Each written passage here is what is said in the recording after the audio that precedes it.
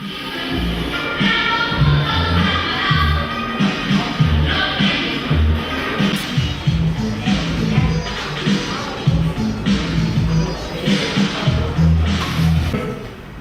escritoras, una vez más nos place darle la bienvenida en nombre del Gremio de Escritores del Perú y de la Asociación Cultural Risa Certificada. Esta noche tenemos una presentación muy especial, pues es la primera vez que en estas actividades se presenta un historiador, al que precisamente quiero invitar a la mesa. Por favor, Walter Kisler, y lo recibimos con calurosos aplausos.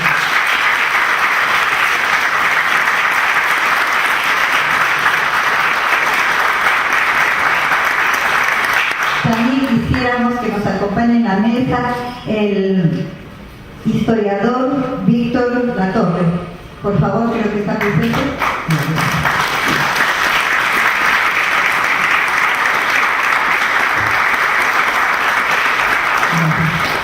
Bueno, creo que la mejor forma de empezar una actividad de estas es con música. Y esta noche tenemos la suerte de tener un dúo de muchachos argentinos. Ellos vienen haciendo esta agradable visita musical, digamos, desde el norte de Argentina, Bolivia, han estado en el Cusco, Arequipa, y esta noche tenemos el gusto de tener aquí con nosotros a Esteban Hecker y a Julieta Curetti. Ellos hacen folclore argentino y los vamos a recibir también con calurosísimos aplausos.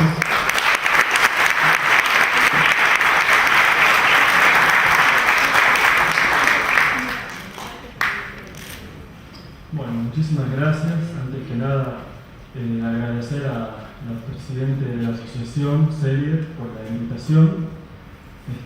Y bueno, no vamos a hacer mucha introducción, luego en el transcurso iremos contando de qué se trata nuestro repertorio. Ahorita vamos a hacer dos canciones y luego al final vamos a hacer algunas más. Vamos a empezar con una canción que se llama Oración del Remanso, de Jorge Fandermole. Es un aire de chamamé, pertenece al litoral de nuestro país, a toda esa región del norte. Bueno, Oración del Remanso.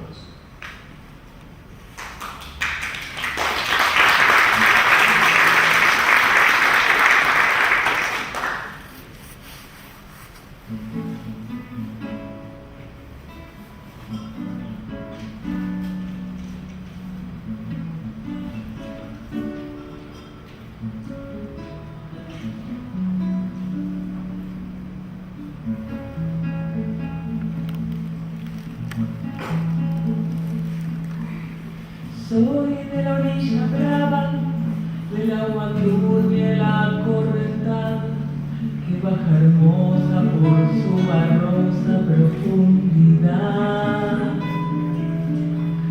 Soy un paisano serio, soy gente del remanso valerio, que toca el suelo, remonta vuelo en el Paraná. Tengo el color del río, misma voz de mi canto, sí, el agua amasa su suave danza en el corazón. Pero exceso pura, va turbulenta en la cielo hondura y se hace brillar este cuchillo de pescador.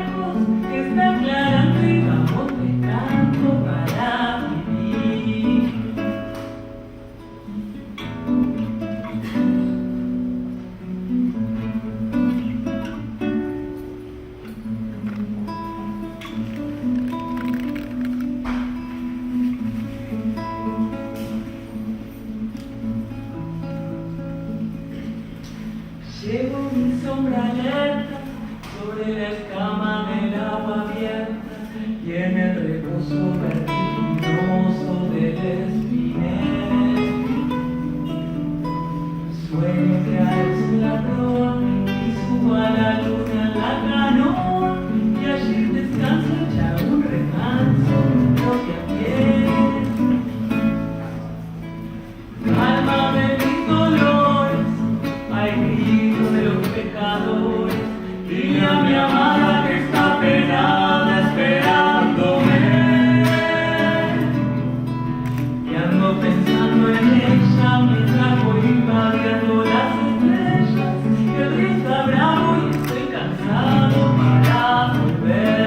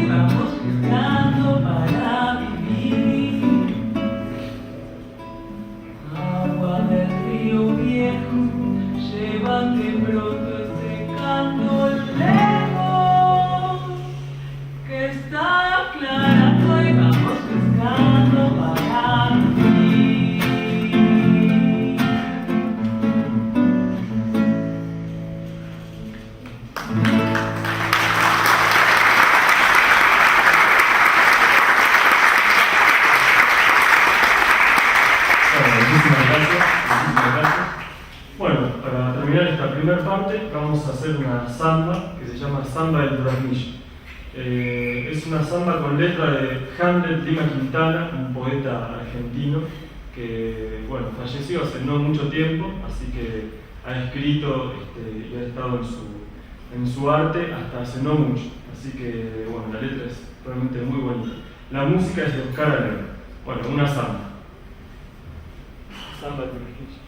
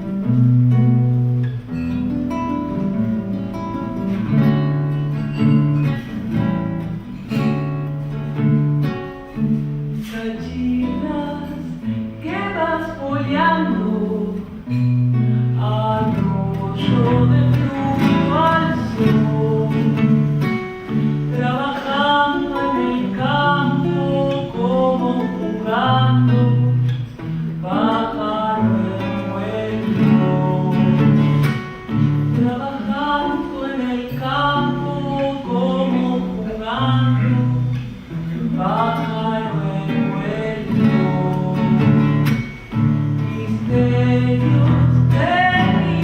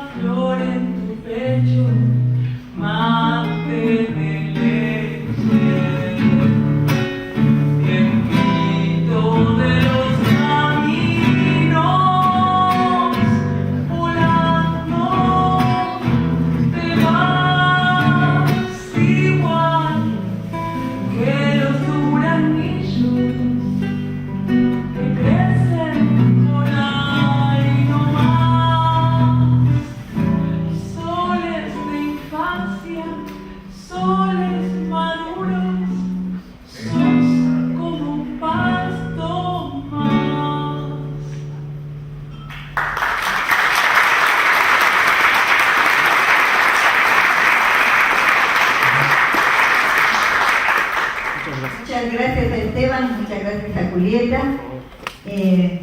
Antes de dar la palabra al señor Víctor Latorre, ¿no?, historiador, quiero compartir con ustedes. El Gremio de Escritores de Perú acaba de tener un evento muy importante en la ciudad de San Pedro de Lloro, en el norte en nuestro norte, y venimos, como se dice criollamente, con las pilas muy cargadas porque hicimos un evento muy importante para nosotros. Eso queríamos compartir con ustedes.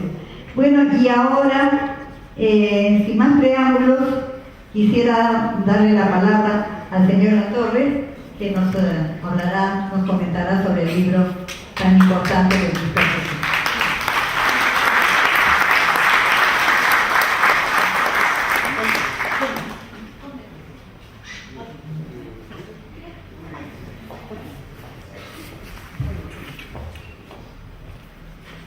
Ante todo, muy agradecido por la deferencia del profesor Walter Quispe, haberme escogido.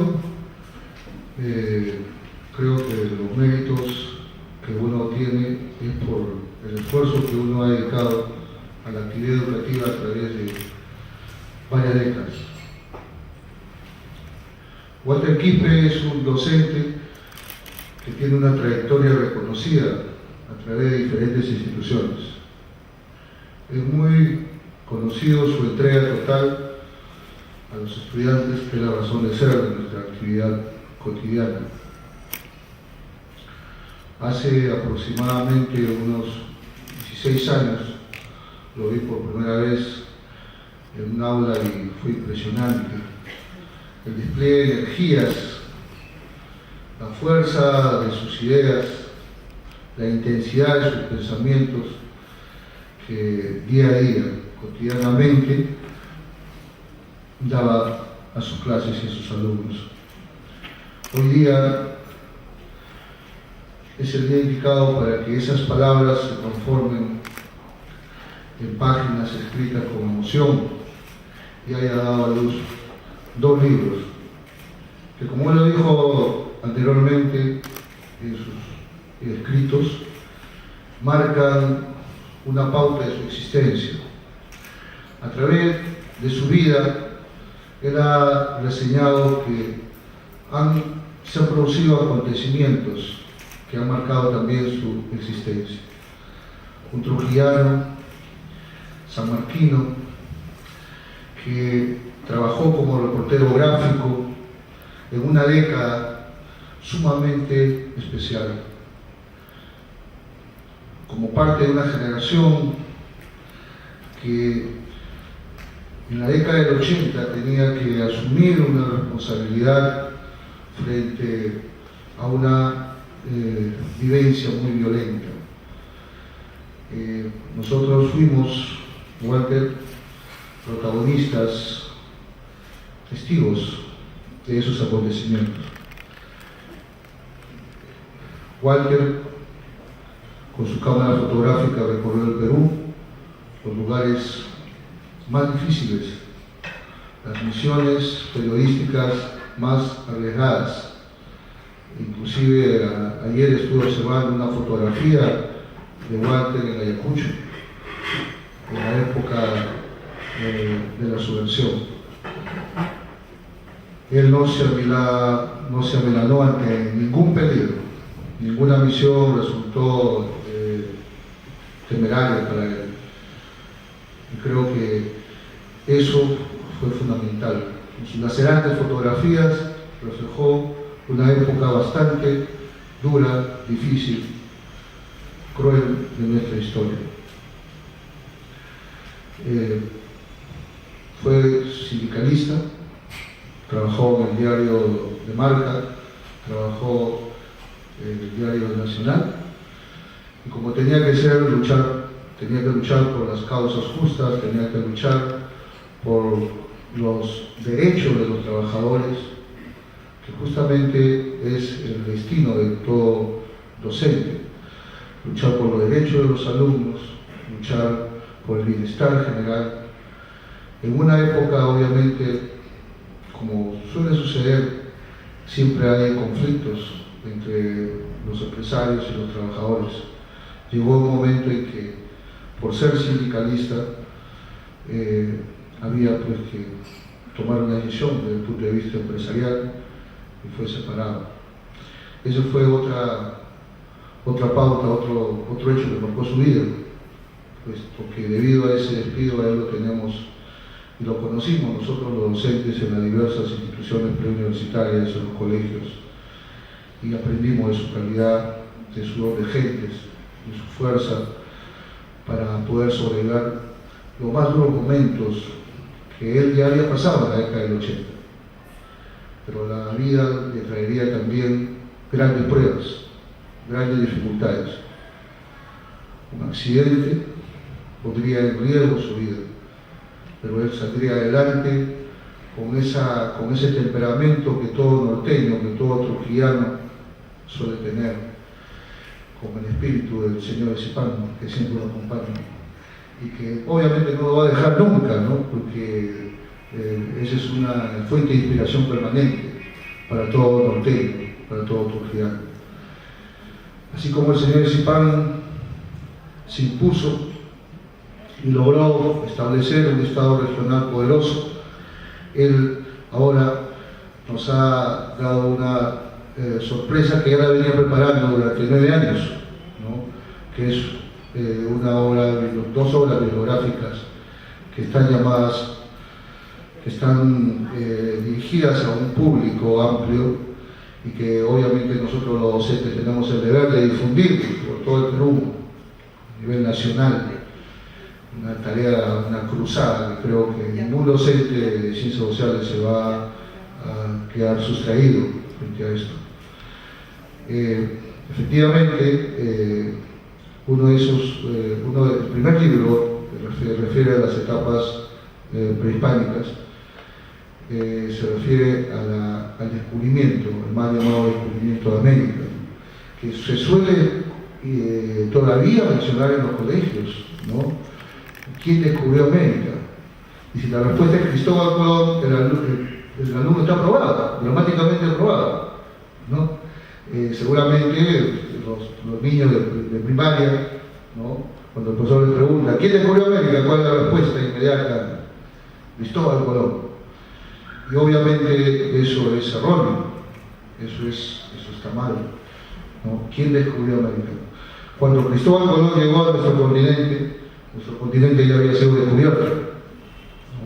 Son los orígenes, son los hombres provenientes en oleadas migratorias desde Asia, los paleomongoloides, los que llegaron a este continente. Ellos son los reales descubridores de este continente, ellos son los pobladores, ellos son los que crearon la cultura, son los que formaron las futuras civilizaciones, ellos son los que le dieron forma, los que le dieron vida a este continente, no solamente en la costa, sino también en la sierra y obviamente en la selva, ¿no? Una idea muy difundida de todos nosotros decir que la selva siempre fue tierra de nadie, cuando la selva tuvo, tiene y tendrá dueño. Y eso también hay que extenderlo a las demás regiones. Ese término de descubrimiento, el profesor Walter Kipper lo ha desechado, y obviamente el término de invasión es el término que se refiere mejor y más científicamente a ese proceso en la que nuestra cultura fue cortada, en donde las soluciones que nuestros antepasados dieron a los problemas que teníamos fueron desconocidos. Los incas, dice el profesor Walter, constituyeron una epicultura, una síntesis. Y eso es la fortaleza de la cultura andina, tomar lo mejor de las culturas que uno domina, que uno somete. Lo mejor significa recordar que nuestro país es una síntesis cultural idiomática, y que eso hay que aprovechar para que no quede ninguna solución en el olvido. Justamente esa síntesis cultural que representaban los incas fue desconocida por las soluciones que tuvieron o que dieron los españoles al Perú.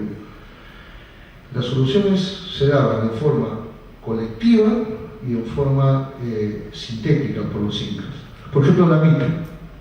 La mita los españoles la trasplantaron a la colonia, pero ya existía en la época del Imperio Incaico, por su mismo nombre, mita, pero había un montón de diferencias. ¿Por qué se caracterizó el hombre andino en el Imperio Incaico? Era una unidad de producción, es cierto. Machu Picchu, por ejemplo, es una evidencia de ello. Pero, ¿por qué se caracterizó el hombre, además? ¿Por ser solamente una unidad de producción? No, también por ser una unidad de consumo. Y eso es lo fundamental que no se tuvo en cuenta. El principio básico del desarrollo del Estado incaico, la reciprocidad y la redistribución, se dejó de lado durante la colonia. Y ese fue el caldo de cultivo por el cual se originó la pobreza, el atraso. El pobre en el Imperio Incaico, ¿quién era? ¿Quién era el pobre en el Imperio Incaico? ¿Existía una noción de pobreza en el Imperio Incaico? Sí, pero ¿quién era el pobre en el Imperio Incaico? En una sociedad en la que se da fundamental importancia al trabajo colectivo, era pobre aquel que no tenía hermanos. Aquel que no tenía hermanos es aquel que no tenía ayuda, y por tanto tenía que rogar la ayuda a sus vecinos. Eso de rogar significa que uno tiene que trabajar para los demás, para que los demás después le retribuyan el trabajo. Esa sabia reciprocidad andina que obviamente hizo grande a este Estado incaico, que luego se traslada ya para defender los intereses del Estado y se denomina redistribución, que va generando excedentes en beneficio del Estado cotidianamente. Esto, repito, no fue respetado por los españoles. Se introdujo una mita con dinero, con obviamente una plusvalía a favor del Estado español, a favor de los mineros, y obviamente el deterioro de la salud del indígena, dejando de lado lo que siempre caracterizó el Estado incaico, que el hombre es una unidad de producción, pero además es una unidad de consumo. Otro de los importantes aportes del profesor Walter es el sentido de la independencia, como los españoles tienen bastantes concesiones de la capitulación de Ayacucho, y por eso dice que fuimos los vencedores vencidos, ¿no? ¿Cómo es posible que en la capitulación de Ayacucho se establezca que todos los españoles militares que participaron en la batalla de Ayacucho se pueden quedar en el Perú con su mismo grado militar, militando en el ejército peruano? Es decir, ellos ahora serían los que manden a las tropas que antes combatieron. Esto parece pues algo absurdo. Y que los civiles españoles se pueden quedar en el Perú conservando su mismo empleo, que trabajaban para el Estado, y si querían salirse de una vez a su patria de origen, ellos podían vender todas sus propiedades en el Perú, y el Estado peruano le pagaría su pasaje. Esas son cláusulas de la capitulación de Ayacucho. ¿A qué obedece esto? Evidentemente, esto refleja pues el carácter de la independencia, que fue fundamentalmente criolla. Y esto obviamente nos invita a pensar también, como lo piensa el profesor Walter, en una refundación de la República, que no significa plantear una revolución dramática o violenta como se pudiera pensar. Actualmente, por ejemplo, existe un planteamiento de un economista célebre como Bernardo de Soto, quien indica que los nativos de la selva deben tener derecho a la propiedad de sus tierras, ¿no? No solamente al suelo, sino también al subsuelo, y con eso se mejoraría el nivel de ingreso de tantas comunidades nativas. Es decir, la refundación de la República ahora ya no pasa por revoluciones violentas, dramáticamente violentas, sino pasa por un análisis de nuestra sociedad, el estudio de nuestra sociedad, esa sociedad que el profesor Walter la retrató con fotografías lacerantes en la década del 80. Ese libro debe ser leído, tiene relatos que realmente atrapan al lector. Por ejemplo, yo les voy a indicar uno: Dios es peruano. Dios es peruano porque nos ha mandado todo desde el cielo. El guano, por ejemplo, nos ha mandado el caucho, nos ha mandado el pescado y ahora el gas, ¿no? El profesor se pregunta: ¿y lo estaremos aprovechando bien? ¿Eso es una bendición o es una prueba, ¿no? Entonces creo que eso es un reto para todos nosotros. ¿Qué debemos producir los peruanos? ¿Debemos producir cada vez más recursos o debemos producir más conocimiento? ¿Qué cosa es más rentable para nosotros? Ese es un desafío que el profesor plantea también en su libro. Y por supuesto el fútbol. Nosotros en las últimas décadas no hemos visto a ninguna selección clasificar a ningún mundial.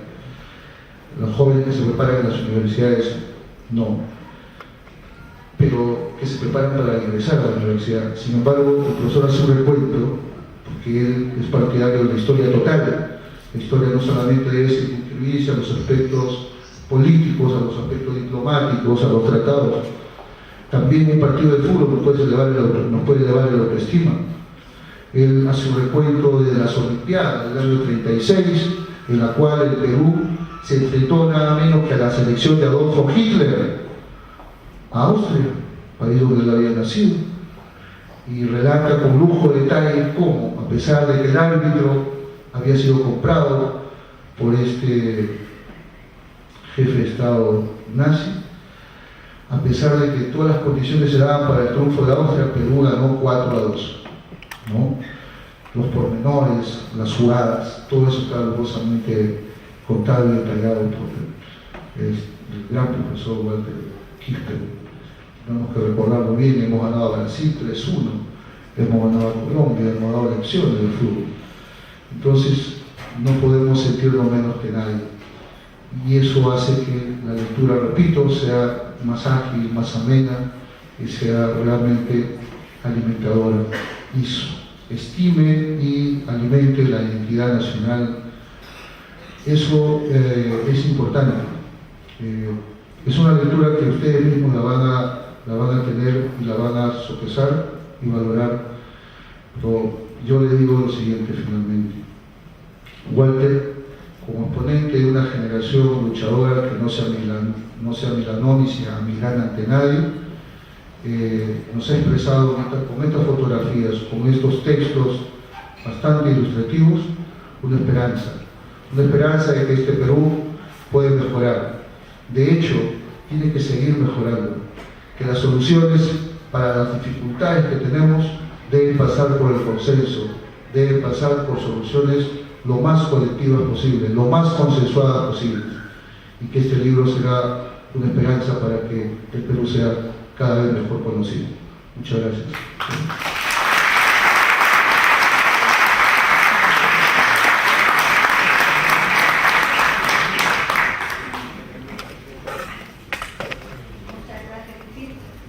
Vamos a invitar al periodista Oscar Vargas, por favor.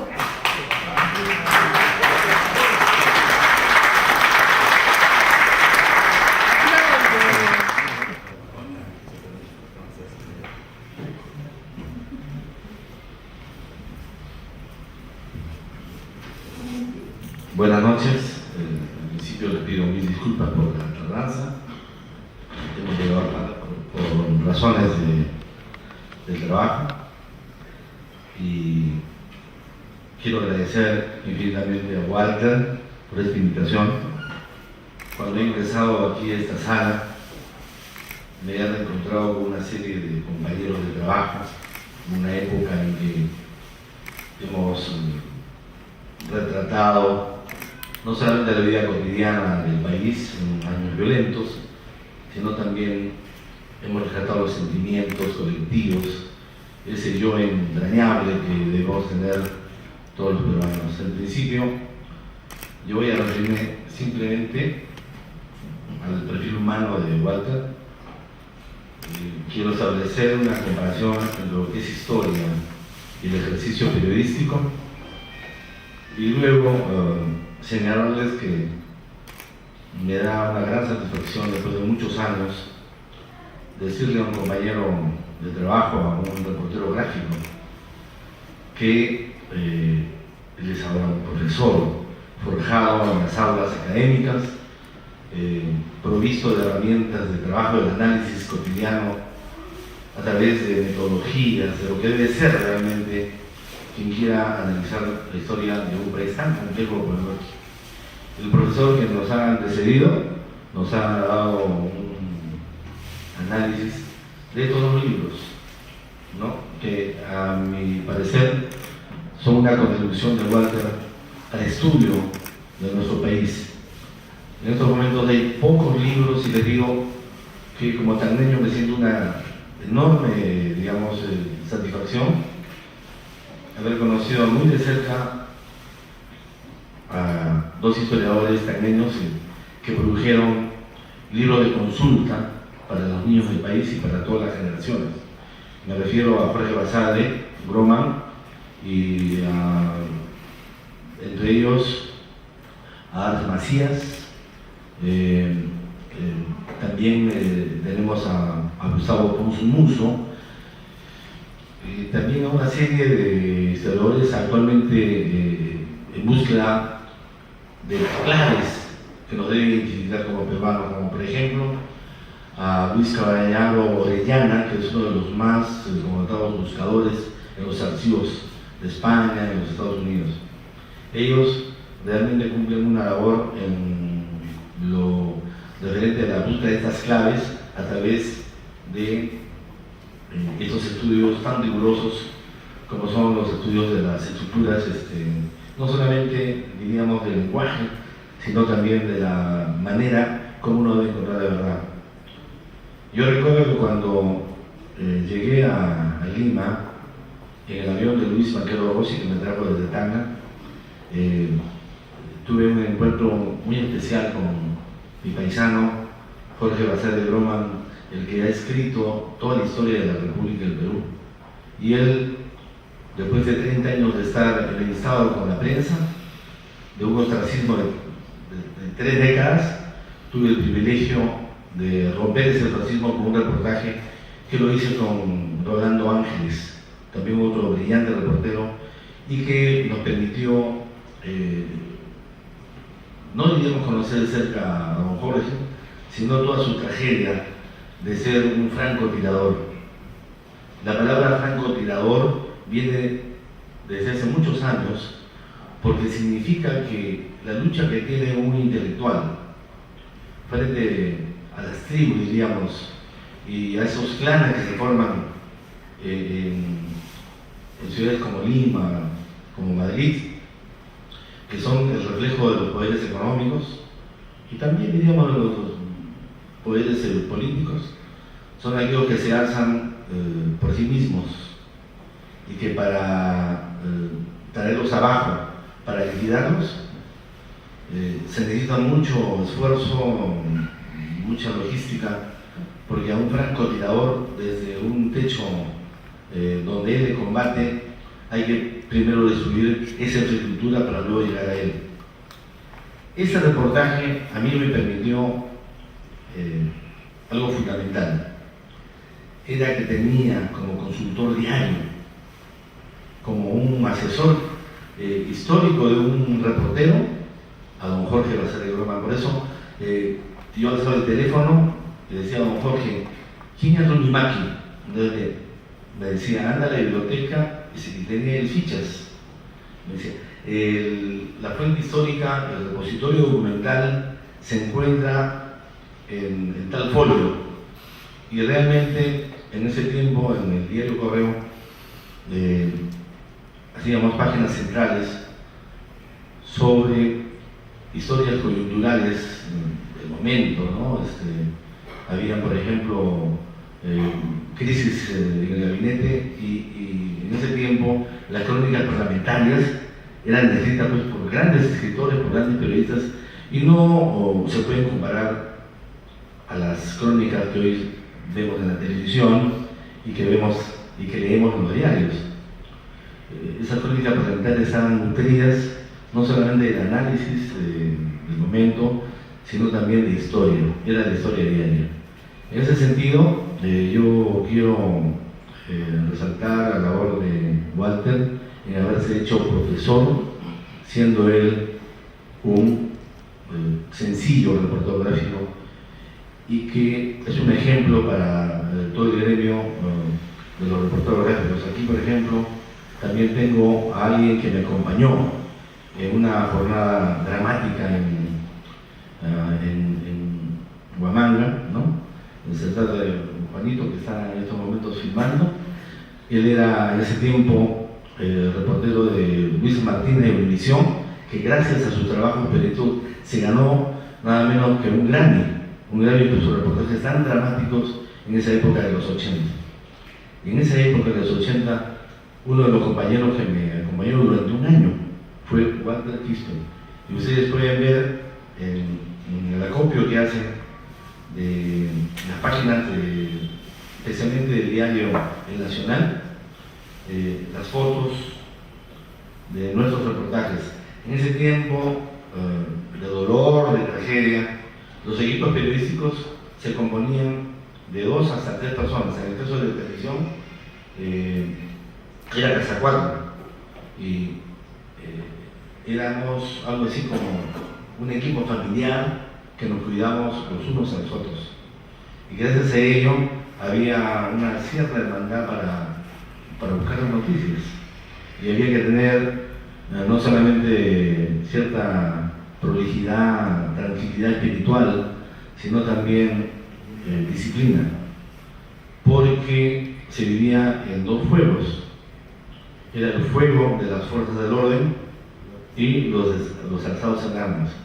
Esas categorías que empleábamos nosotros en aquel tiempo nos sirvió para poder estar caminando sobre el filo de una navaja, porque no sabíamos al día siguiente si ese momento tan dramático se iba a romper y se iba a perder toda una historia de las estructuras democráticas a las que siempre nosotros los periodistas libres estamos defendiendo. Esos días nos ha servido a mí, a Walter y a otros compañeros que ahora los veo al fondo de la sala, analizar esos momentos, compararlos. Bueno, llega pues a un límite, diríamos, de la insensatez, para no decir otra cosa. Eso es la historia. Antes de llegar aquí, estuve viendo uno de los canales de televisión que a mí me ha impactado muchísimo, que es el Marayamen Televisión, que es un enfoque ahora histórico que están haciendo ciertos grupos, diríamos, rebeldes de los Estados Unidos, entre ellos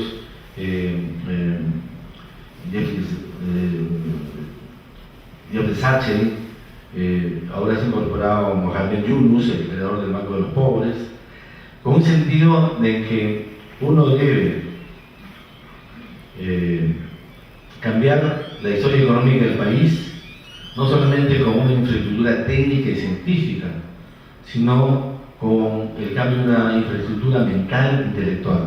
Y para ello ese grupo está impulsando el estudio de cómo hacer una economía no para una minoría, sino pensando en que cada empresa, cada corporación tiene una responsabilidad social.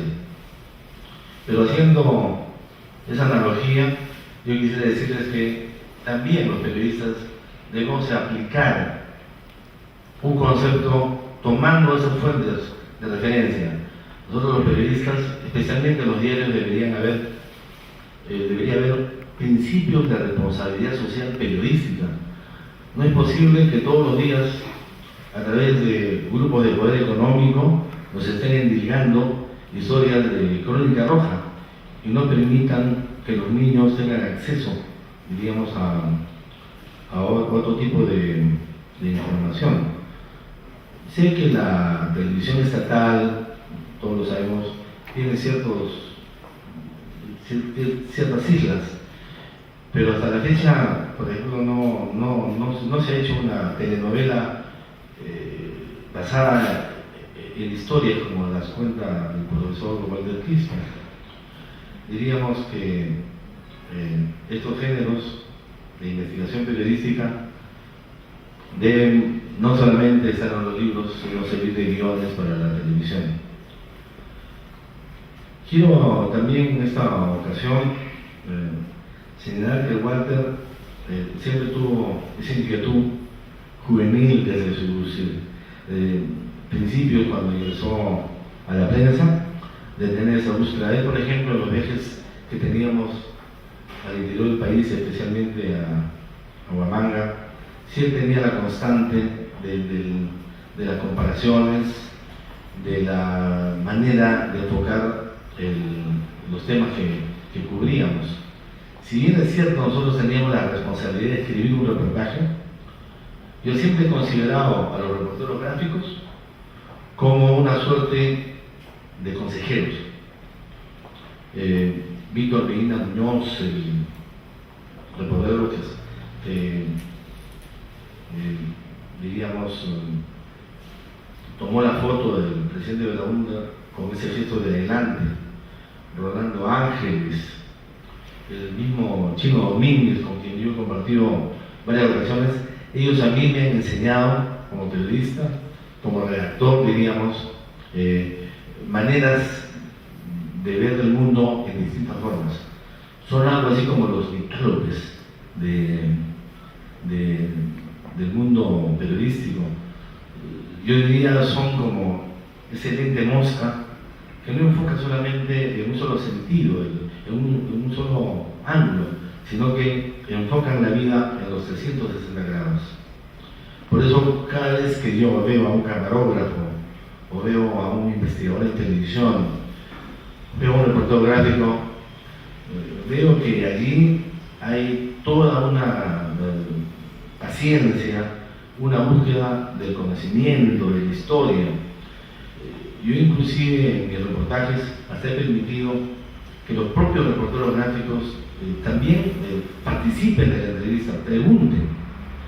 Y en ese sentido creo que se ha ganado muchísimo en lo referente a investigación. También tuve la suerte de, cuando trabajé en Nacional, de haber editado 100 años de historia gráfica con varios grupos de historiadores y basado también en fuentes de repositorio documental de estudios como Curré. Hemos hecho un buceo general, incluso hasta el archivo del diario peruano, y gracias a ello pudimos realizar este trabajo que mereció un premio del Marco de Crédito, lo mismo que Peruanos Universales, que sirvió también como guión para la serie de televisión que editó Guerrero en Panamericana. Eso no quiere decir que nosotros seamos, digamos, pequemos de modestia en el sentido de haber hecho su trabajo, sino que yo creo que la prensa nacional tiene esa responsabilidad y además también debe en los gremios capacitarse, porque la capacitación que ha tenido Walter ha sido una capacitación solitaria. En ese sentido, para nadie es un secreto que los propios medios de comunicación tienen sus propios sindicatos que defienden sus propios intereses, dejando a un lado a una serie de gremios como por ejemplo la Federación de Periodistas del Perú, los mismos colegios profesionales. En ese sentido, creo que el Estado debería impulsar la capacitación, sobre todo digamos, en la especialización de la historia, a a nuestros gremios periodísticos.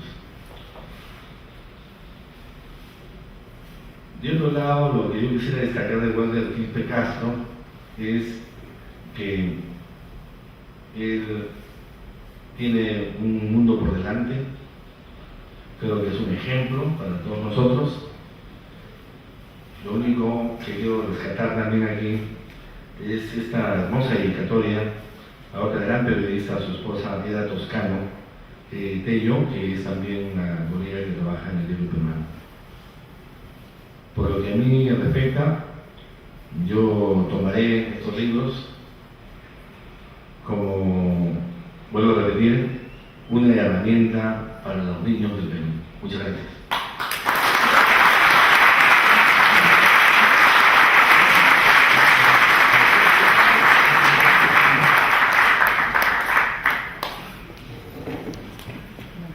Muchas gracias.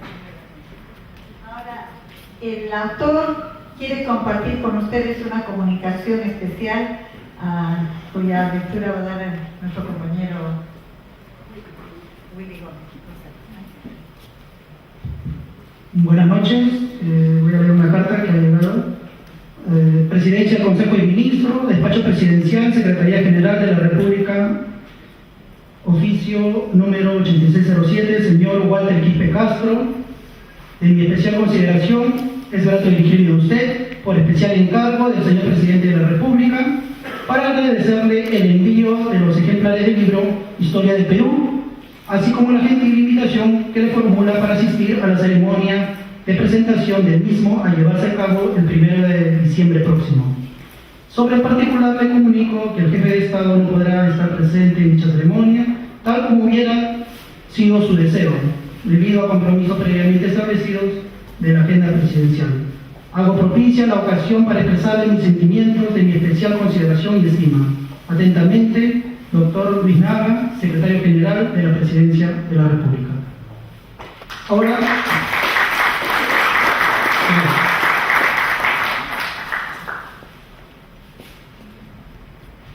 y ahora vamos a tener el gusto de escuchar al autor con los merecidos comentarios que han hecho los dos señores invitados. Por favor,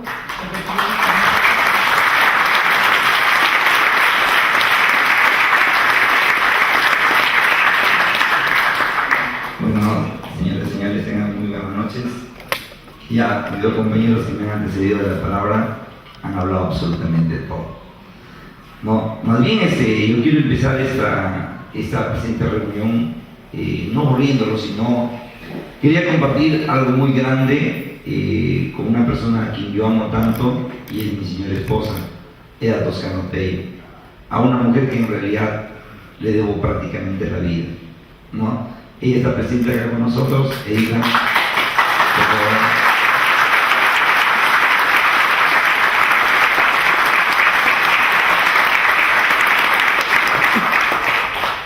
No, miren, en realidad muchos no me conocen todavía, algunos sí me conocen.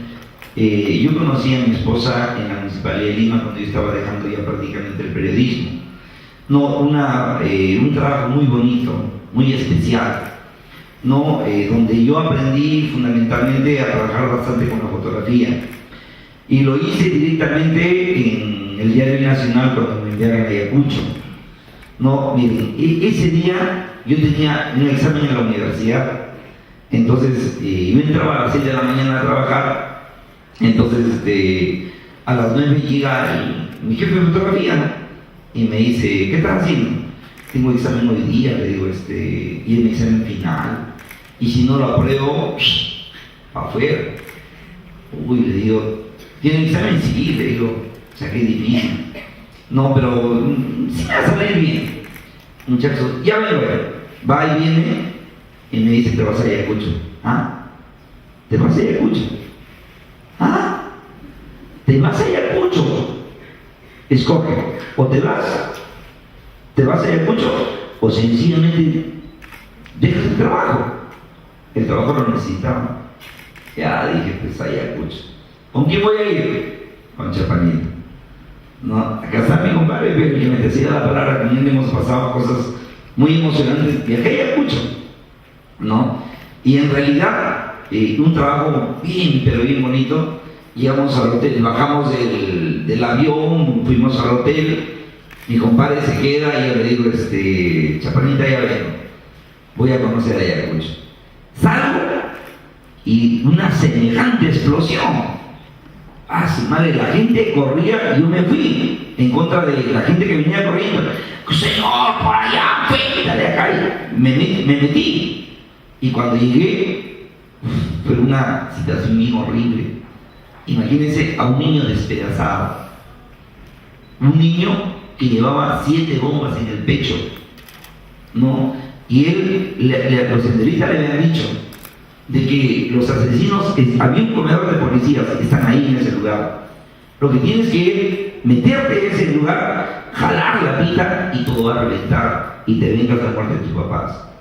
Y el niño decide ir, ¿no? Porque esto ya después lo investigo. ¿Y qué pasa? Cuando el niño está cerca de la casa, cerca del comedor, una señora le cierra la puerta y prácticamente era su conocida. El niño se queda apagado y la bomba revienta y por eso que estalla tremendamente. Yo llego al momento a tomar fotografías, era horrible. El niño despedazado, qué horrible fue. O sea que yo tomando fotografías y en eso por un lado llega un carro del ejército, el otro lado otro carro del ejército. Uy, carajo, dije, caballero, rebobiné el rollo y sencillamente el rollo lo puse en un lugar bien secreto, ¿no? Volví a cargar mi cámara y vino el policía, me dijo, hola chiquillo, ¿cómo estás? Bien, le digo. El rollo, señor, le digo mi trabajo, el rollo. Me mentó a la madre y me señaló con una pistola. El rollo o te mueres. Está bien, le digo. Enrollé el rollo y le di por favor en mi trabajo. Entiéndalo, por favor. Medio llorando, ¿no? Y me dijo, ¿quieres tu rollo? Y lo jaló. Lo jaló, ahí está, me dijo, toma tu rollo. No, me senté llorando, pero no estaba llorando, estaba alegre, ¿no? Y me salí y le dije a Chapana, tengo la foto. ¿De qué tengo la foto, Chapana? Tengo la foto. Y él me dijo, ¿pero de qué? Del primer niño humano en el Perú. En realidad no sabía, enviamos el material a Lima y no sabía en Ayacucho qué cosa lo que pasaba. Y sencillamente cuando salió el día siguiente, hasta que la fruta era sumamente, hasta yo mismo me asqué. Y eso lo tengo en el libro. En el libro yo le he puesto, ¿no? Porque son mis trabajos que he tenido en la época de reportero gráfico. Y no solamente eso, sino, o sea, que vino acá con mi compañero Juan Zacarías, nos fuimos a Comarca y ahí vimos un asesinato de más de 69 campesinos. La cosa era sumamente horrible. Esas son las épocas de reportero gráfico antes de iniciarme como historiador en la Universidad Nacional Mayor de San Marcos. No, esa es una parte de mi trabajo y de mi vida que yo he tenido para compartir con ustedes y decirles, he sido esa persona. No, porque hay muchas personas acá que no conocen esa parte de mi vida. Le he tenido oculta porque sencillamente decía no quiero que aparezca, pero apareció y seguía apareciendo. Cuando saqué el libro, no, esto tiene que publicarse en este libro y lo he publicado. Para los que desean adquirir el libro está a un precio módico de día, ya aprovechen, es ganga, ya. ¿Cuánto está? 15 miserables soles. No los que desean, los que no, solamente escúchenme nada más, ¿no? Y eso es lo que vamos a tener en mi vida como reportero gráfico, no, una vida muy bonita. Estaba por retirarme ya. Dije, no, este trabajo no es para mí.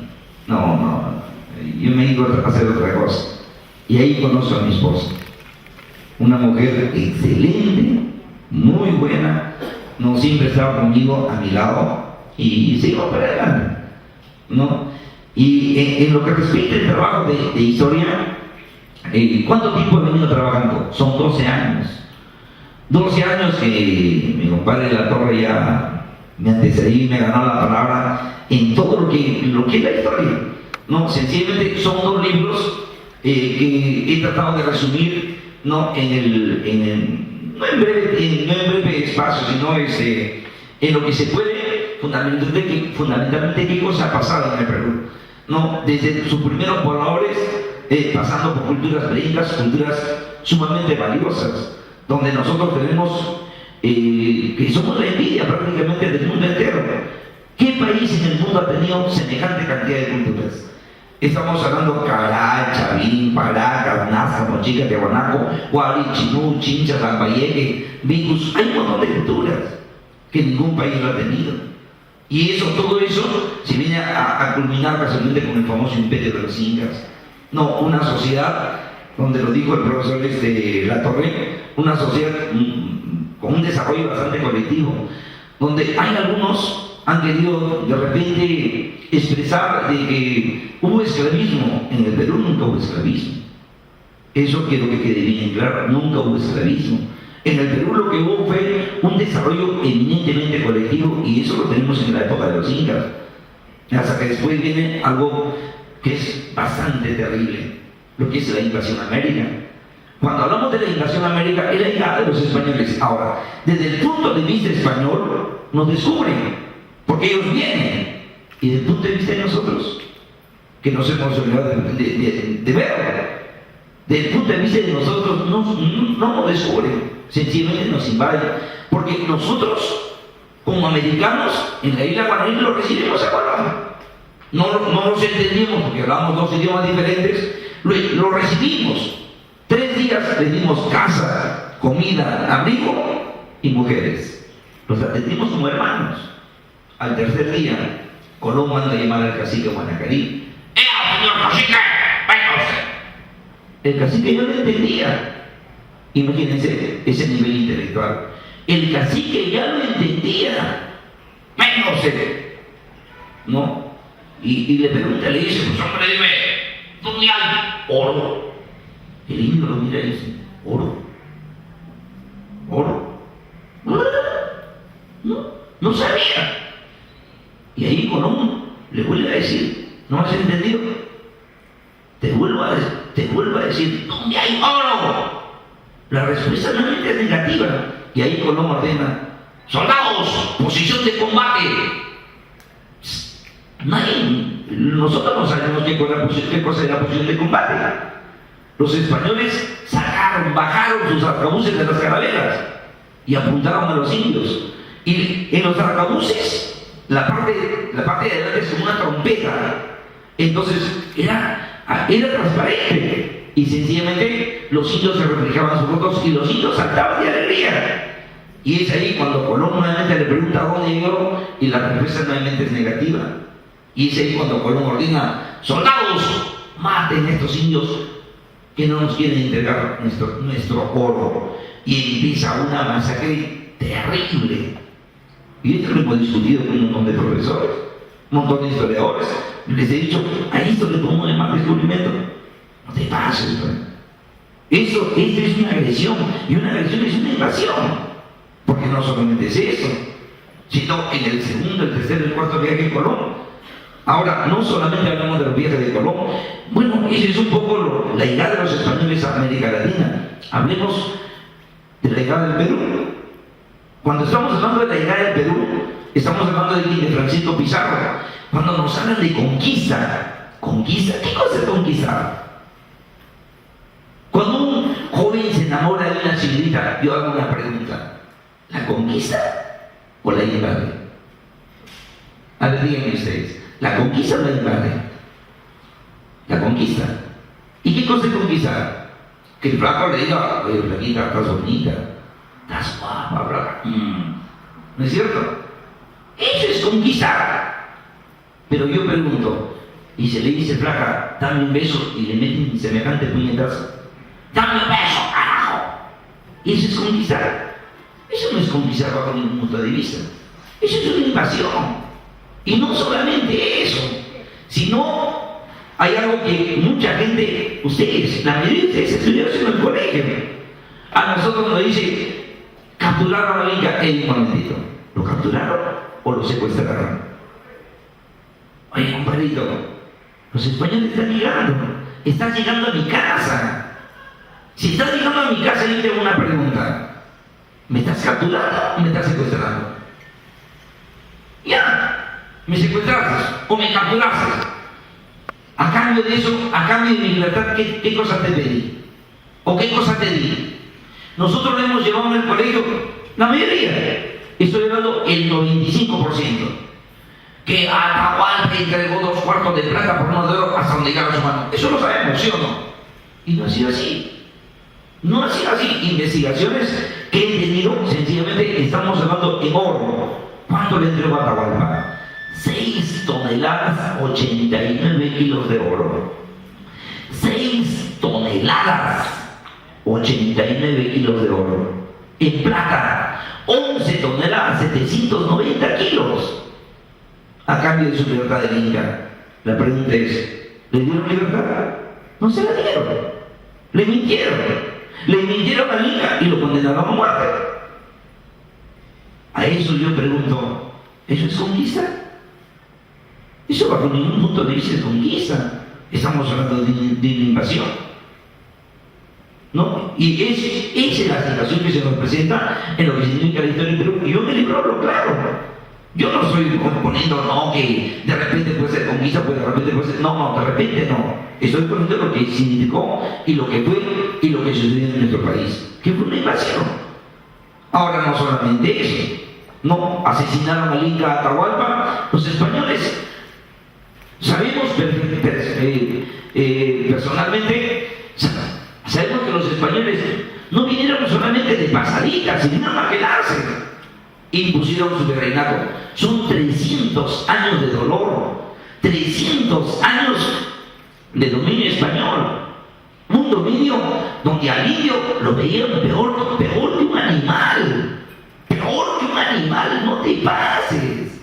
Eso es lo que viene a ver en lo que significa la época del virreinato. Pero nunca nos quedamos callados. Nosotros peleamos, luchamos, guerreamos. A eso le llamamos no emancipación. Porque nosotros hemos estudiado emancipación. No, hermanito, olvídate. ¿Qué cosas, si nos vamos al diccionario? Puedes agarrar ustedes su pena. El diccionario, ¿qué cosa dice? Emancipación es cuando yo te otorgo tu libertad. Yo te otorgo tu libertad. Yo pregunto, ¿nos dieron la libertad? ¿O peleamos por ella? Nosotros peleamos, luchamos desde el día siguiente de la muerte del Inca Atahualpa. Desde ahí se pelea, se lucha, se guerrea, se combate. Nos derrotaron, no lo niego, nos derrotaron. Pero que se entienda que nosotros en ningún momento nos quedamos con los brazos cruzados. Aquí se pelea y se combate y se guerrea fehacientemente. No, tenemos el levantamiento, por ejemplo. Ustedes no la llevaban, el levantamiento de Iquisis, el levantamiento de Manco Inca, los incas de Vilcabamba, todos ellos pelearon hasta que terminó en la gran revolución de Tupac Amaru II. Por ejemplo, nosotros siempre decimos Tupac Amaru, oye, ¿pero dónde perdió sus ideas revolucionarias? En San Marcos. Tupac Amaru fue sanmarquino. En esa cuatricentenaria universidad, la más gloriosa del Perú y de América Latina. ¿Cuántos sanmarquinos tenemos acá? Un montón.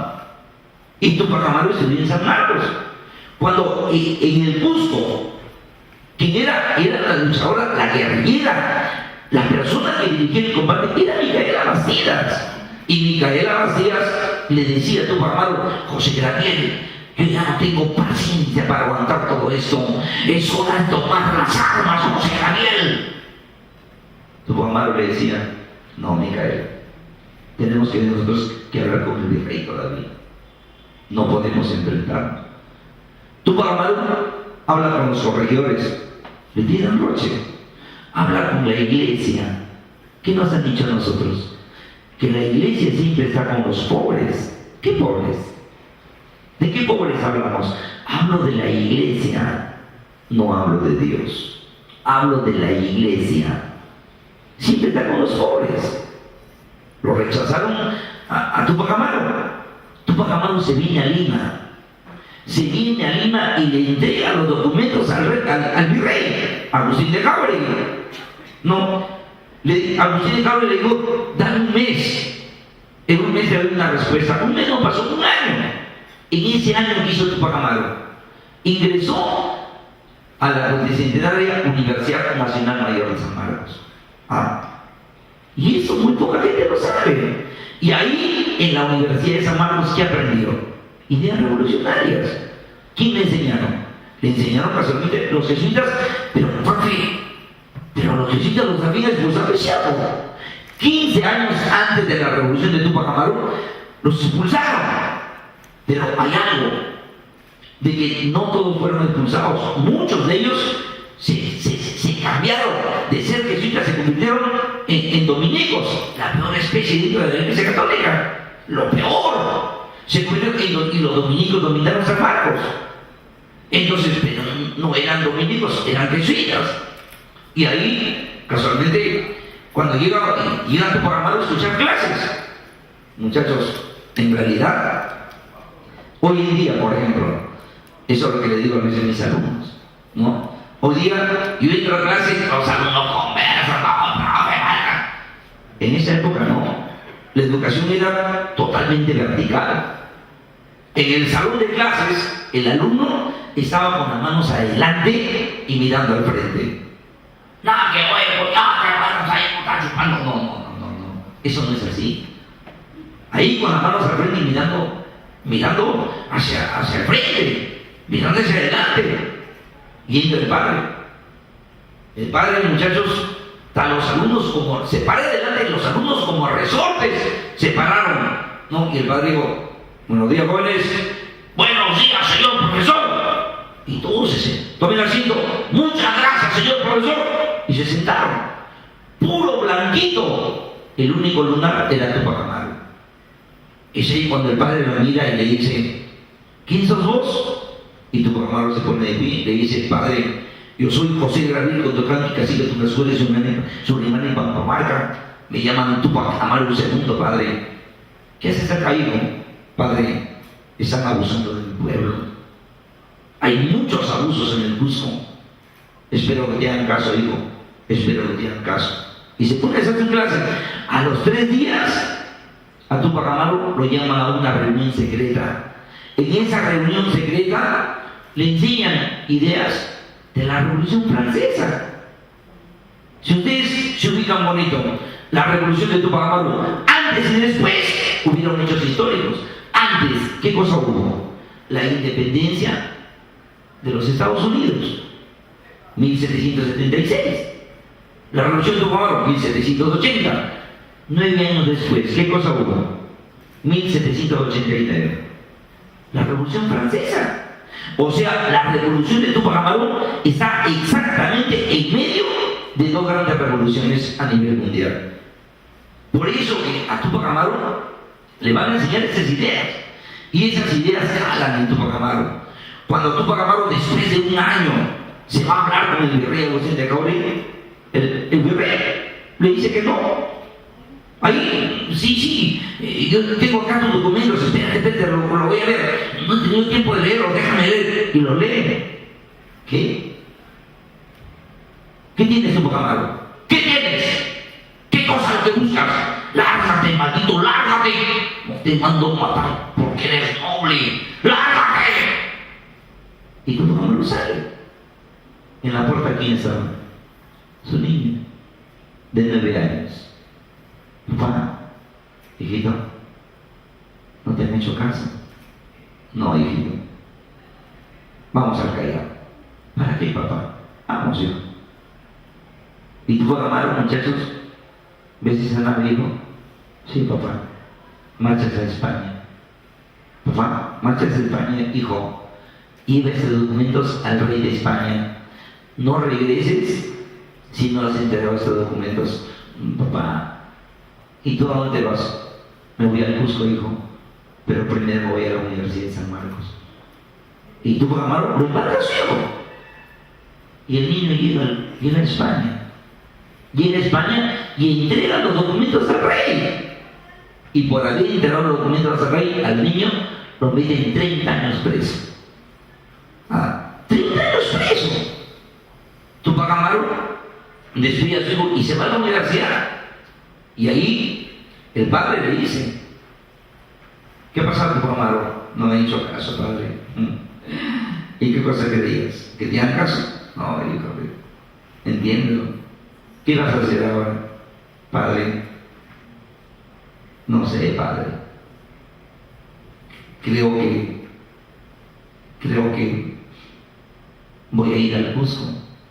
¿Qué? ¿Y qué vas a hacer al Cusco? Nada, padre. ¿Que no has entendido todavía?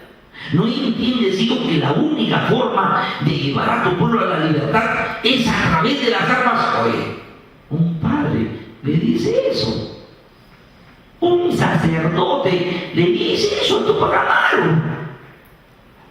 Todavía no has entendido que la única forma de llevar a tu pueblo a la libertad es a través de las armas, como lo ha hecho un país allá en el norte.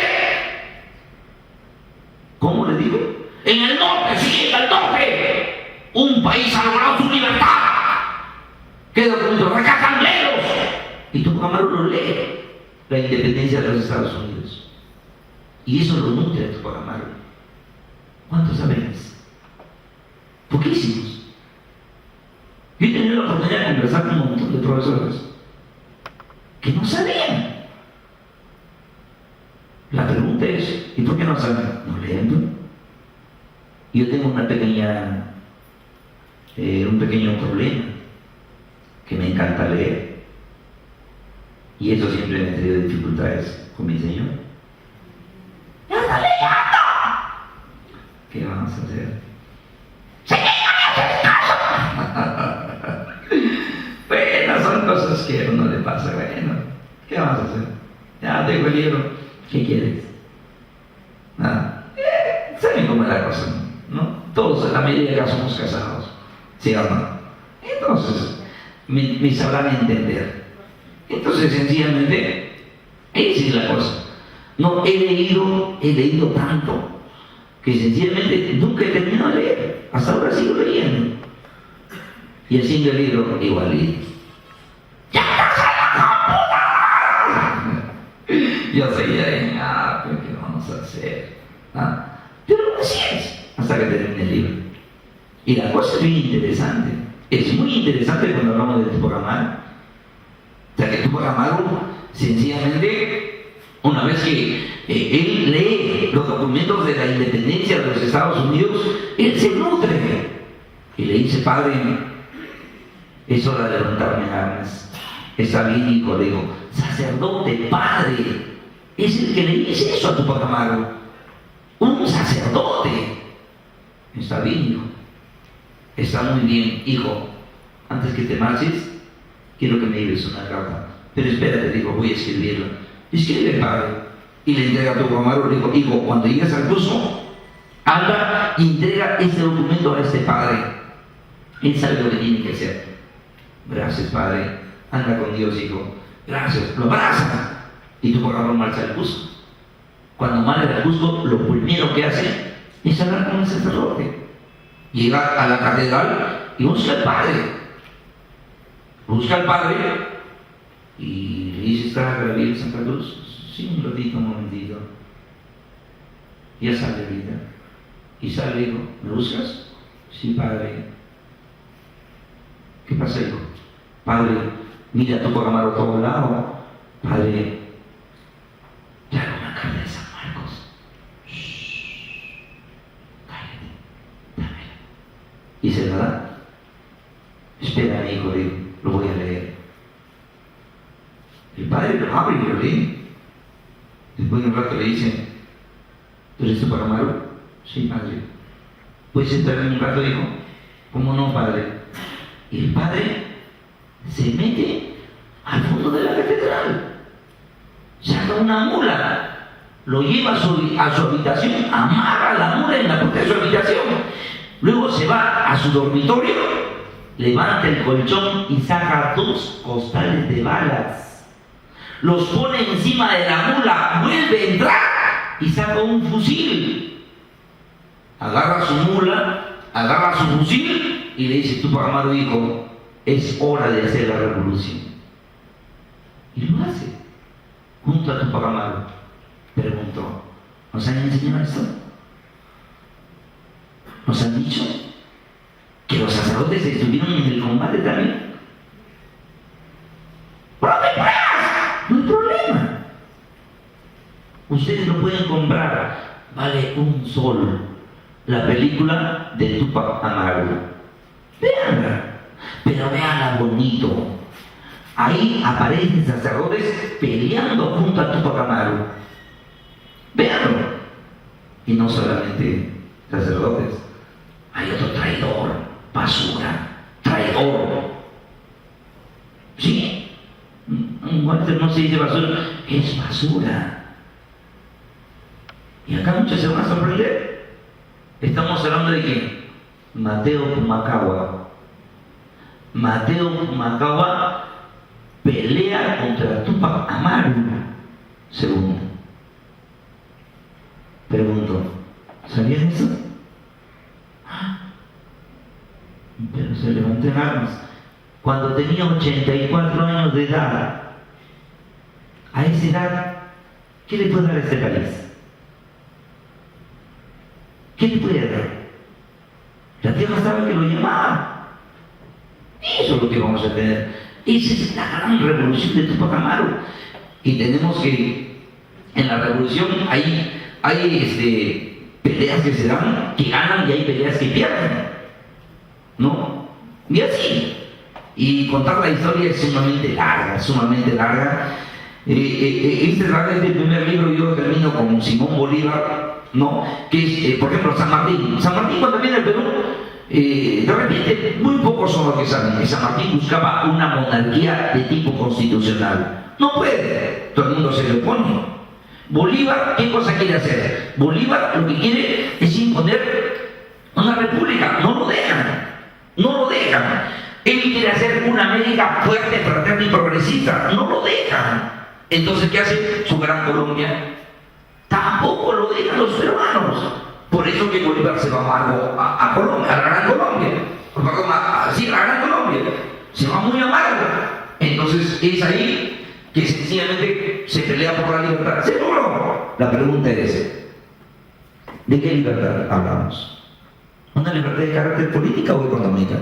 Fatalmente es una libertad de carácter política, porque hasta hoy en día no tenemos una libertad real, concreta. Eso es lo que vamos a tener en la historia. Ahora, en el segundo libro, que es República, yo he puesto algo que mi compadre La Torre me ganó.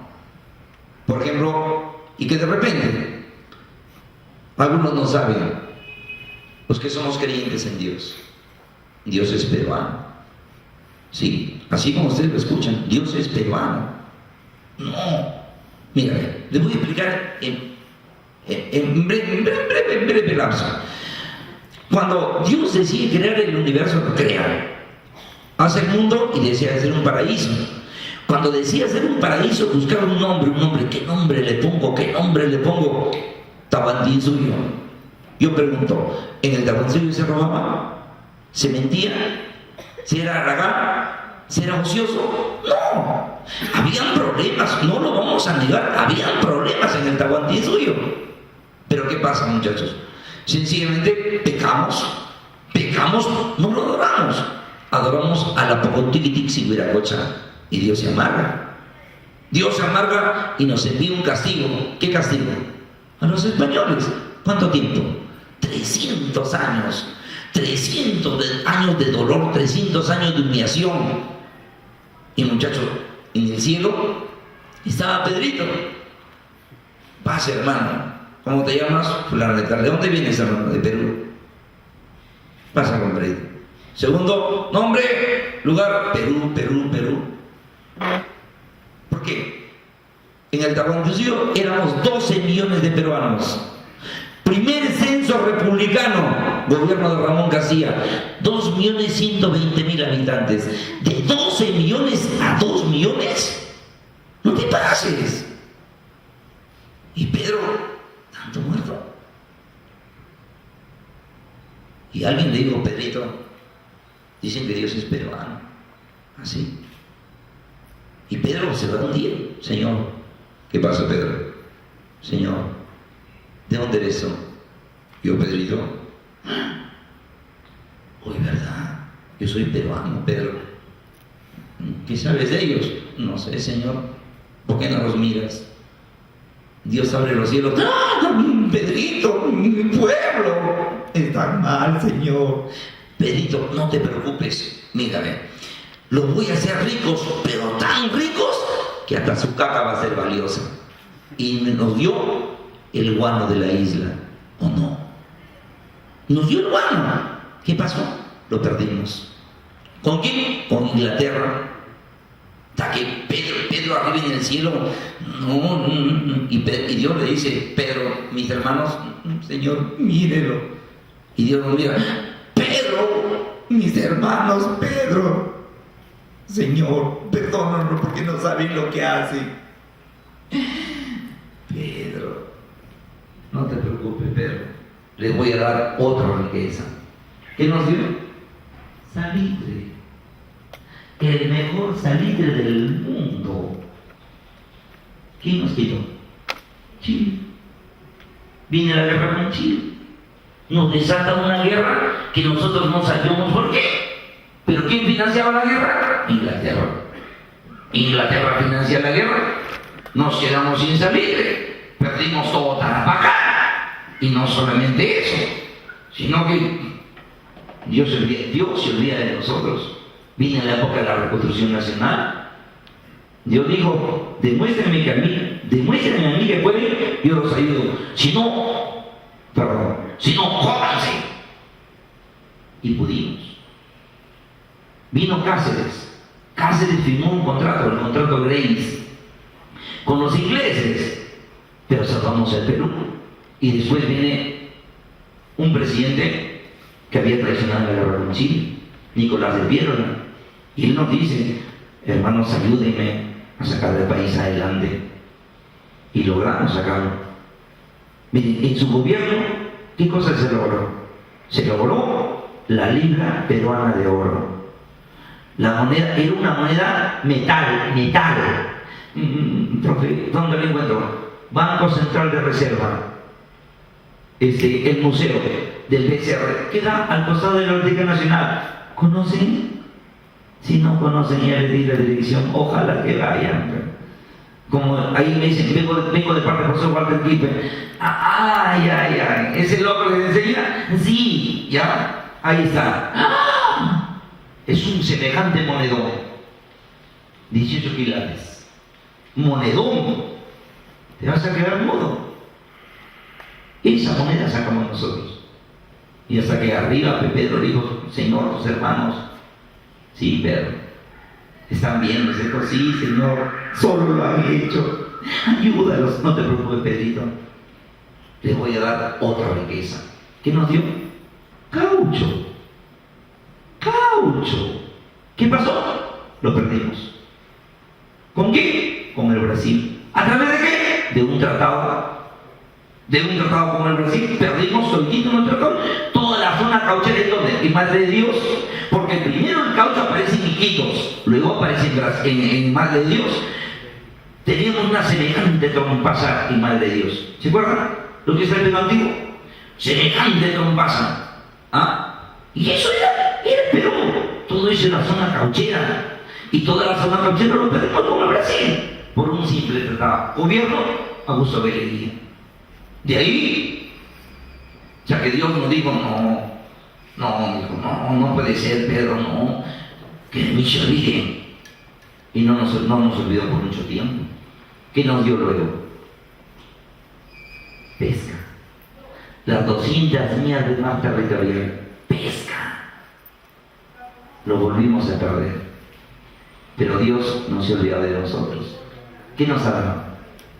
Ahora último, el gas. Nuestra caja fue valiosa y nuestro gas es ahora lo más valioso que tenemos. ¿Lo sabremos aprovechar? No sabemos. Eso es lo que tenía que decirles a ustedes y muchas gracias por haberme escuchado.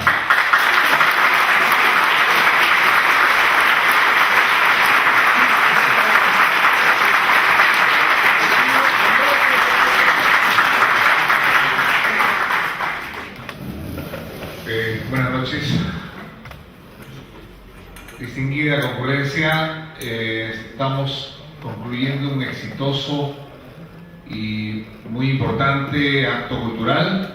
Hemos tenido la suerte en nuestra institución, la Asociación Cultural Brisas del Titicaca, desde hace tiempo atrás, de desarrollar lo que denominamos nosotros los miércoles literarios. Brisas del Titicaca es una institución que tiene 48 años y hoy se viste de gala, se ha vestido de gala, con la presencia del historiador Walter Quispe Castro, de los distinguidos comentaristas de su obra, y del grupo de escritores del gremio de escritores del Perú. Es una actividad permanente nuestra, como responsabilidad de la Dirección de Cultura, que me honro en presidir, de manejar el tema de las letras los miércoles. Para nosotros es un honor contar con la presencia de todos ustedes a este pequeño pero muy acogedor espacio que nosotros denominamos Poquinacoche. Igual voy a congratular a los artistas argentinos que han tenido la gentileza de acompañarnos hoy día. A nombre de la Asociación Cultural de Brisas del Titicaca, presidida por nuestro presidente, el doctor Jorge Velasco Quiroga, voy a permitirme brindar en homenaje y saludando, congratulando el trabajo presentado por el historiador Quispe Castro.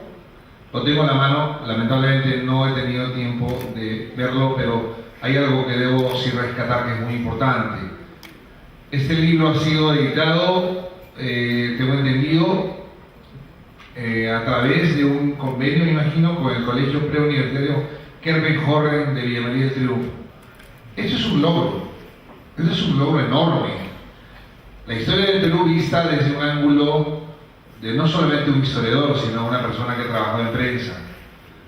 Yo lo felicito, lo congratulo muy especialmente, porque es la visión distinta de lo que es nuestra historia, desde la época preinca a la actualidad. Señores, brindemos por la cultura, brindemos por el historiador, brindemos por su obra. Muchísimas gracias por estar acá. Salud.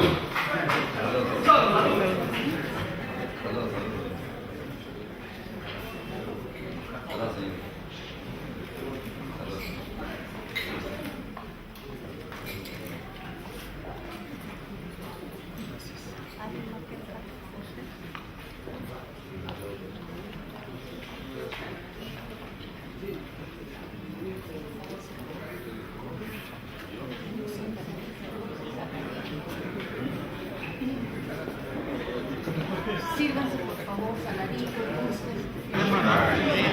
En la barra costaba el equipo de sonido, ahí pueden adquirir a los que están interesados por el libro. Ya, toda la mancha. Los que están allí en la barra. La célula.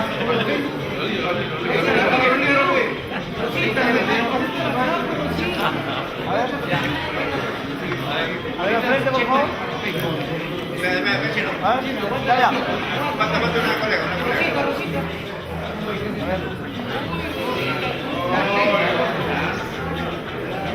¿Ya está? ¿Completo? Acá enfrente. ¿Más?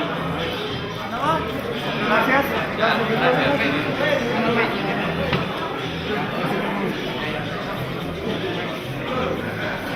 A ver, muchachos. A ver. Los libros, por adelante. Quiero que salgan. Ahí. Ok. Acá, por favor. A ver, acá, por favor. Perdón.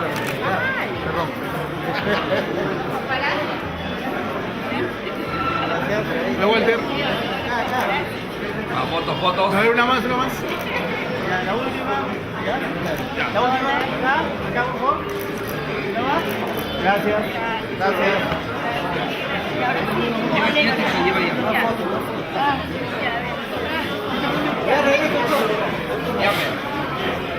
Ya, hermanos.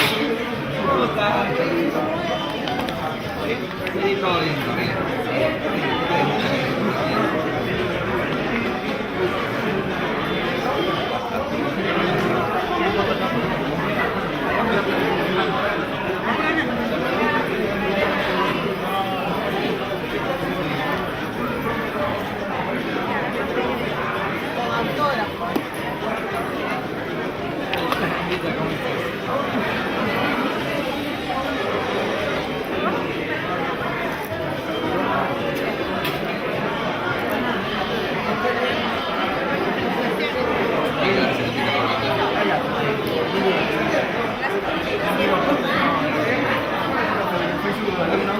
Acuérdate de Cordarene. Sí, no, ya.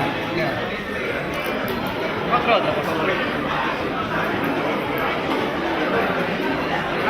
Viéndolo.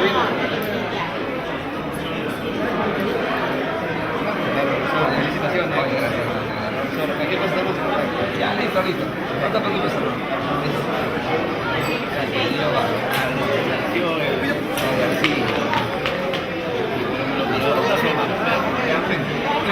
Walter. Espérate, para que vea la libra.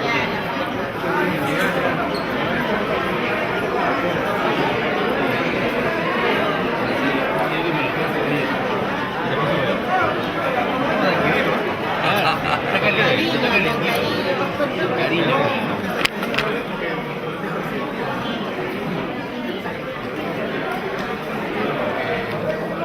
Saca la colega.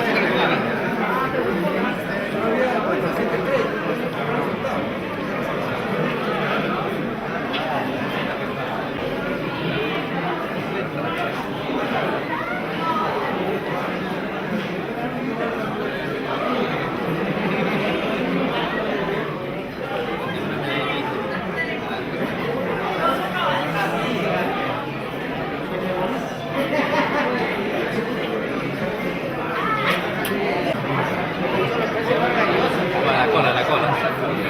Más bravo que la urraca. A tu sello, Para.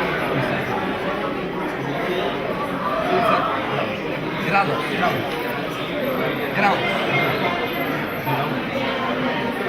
Doble S.